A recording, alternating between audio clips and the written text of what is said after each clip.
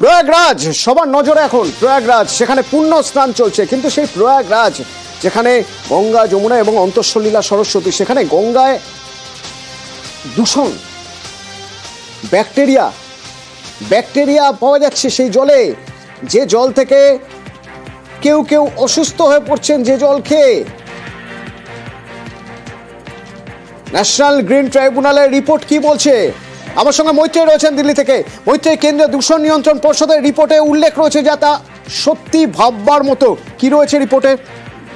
একেবারে দেখো, এনজিটি কে যে রিপোর্ট জমা দিয়েছে স্থানীয় সিপিসিবির তরফ থেকে, সেখানে ফিকাল কলিফর্ম নিয়ে তাদের একটি ইন্ডিকেটর দেওয়া হয়েছে যেটা সুয়েজ কন্টামিনেশনের ক্ষেত্রে ব্যবহার করা হয়, এবং কুম্ভের যে জল, সেই জল পরীক্ষা করে দেখা গেছে যে প্রতি 100 মিলিমিটারে, যেটা পারমিসিবল ইউনিট, এই ফিকাল কলিফর্মের ব্যাকটেরিয়া সেটা 2,500 ইউনিট হওয়ার কথা, কিন্তু সেই ফিকাল ব্যাকটেরিয়ার যে পরিমাণ সেটা তার থেকে অনেকটাই বেশি, যার ফলে যথেষ্টই কনসার্ন প্রকাশ করেছে এর তরফ থেকে ন্যাশনাল গ্রিন ট্রাইব্যুনাল।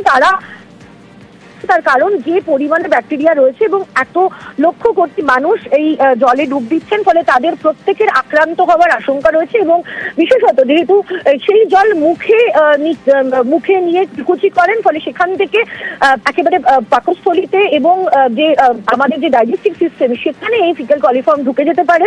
তার ফলে বমি, পায়খানা থেকে শুরু করে সিভিয়ার প্রবলেম হতে পারে বলে চিকিৎসকরাও আশঙ্কা প্রকাশ করেছে। ফলে সব মিলিয়ে যে জল, সেই জল যে অত্যন্ত দূষিত হয়ে গিয়েছে, সেটা সিপিসিবির প্রাথমিক রিপোর্টে প্রকাশিত, এবং এনজিটি এটা নিয়ে যথেষ্ট উদ্বেগ প্রকাশ করেছে। অতনু, ধন্যবাদ মৈত্রী। রিপোর্ট কি বলছে? রিপোর্ট বলছে প্রয়াগরাজের গঙ্গার জলে ব্যাকটেরিয়া ডুব দিয়েছেন যে পুণ্যার্থীরা, তাদের কারো কারো শরীর খারাপ হচ্ছে, অসুস্থ হচ্ছেন, পেট খারাপ হচ্ছে, জ্বর হচ্ছে।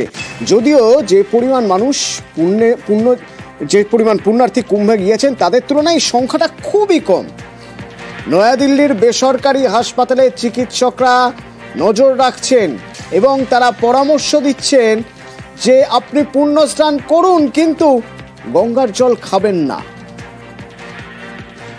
I'm definitely seeing people with medical problems who are coming back from Kumbh, but obviously in a place which has so many people and people are dipping in the water, they're taking dips in the water, I would expect that they would happen. These type of bacteria like the coliforms and all that are common and can become rampant over there. People are definitely coming with something like what we call as gastroenteritis, where they're having loose motions, vomitings and all that. They're having fever of unspecific or unspecified origin. Most probably there are viral fevers which are happening. Quite a few people are suffering from respiratory tract infections. Other things which we are seeing is a lot of skin rashes on the body, which is again a dermatological problem which can happen when the water is not too clean. কুম্ভের দূষণ নিয়ে সরব মমতা বন্দ্যোপাধ্যায়। বড় লোক আর ভিআইপিদের জন্য লক্ষ টাকার camp, আর গরিব লোকেদের, সাধারণ লোকেদের জন্য লাইনে দাঁড়ান 15 ঘন্টা 20 ঘন্টা দাঁড়িয়ে, যদি একটা মাদুরেও বসে 2000 টাকা। তারা যে জায়গাটা গিয়ে স্নান করবে সেটা আলাদা, ভিআইপিদের স্নানের জায়গাটা আলাদা।